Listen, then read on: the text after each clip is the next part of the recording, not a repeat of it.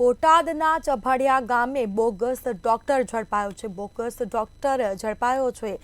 બોટાદના ચભાડિયા ગામે બોગસ ડોક્ટરને ઝડપી પાડવામાં આવ્યો છે. ચભાડિયા ગામે ડિગ્રી વગર આ ડોક્ટર ક્લિનિક ચલાવતો હતો. પોલીસે તપાસ કરતા ડિગ્રી વગર પ્રેક્ટિસ કરતો હોવાનું સામે આવ્યું છે.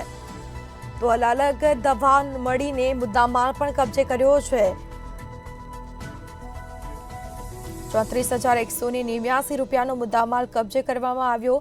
પોલીસે બોગસ ડોક્ટરની ધરપકડ કરી કાયદેસરની કાર્યવાહી હાથ ધરી છે.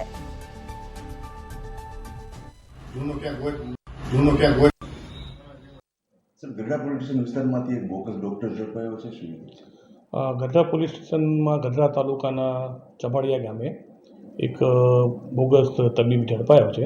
ધાર્મિક કાંતિલાલ પંડ્યા, ઉંમર વર્ષ 26 વર્ષનો છે. આ જે ઈસમ છે એ મૂળ દડવા ગામનો છે, ઉમરડા તાલુકા, ભાવનગરનો.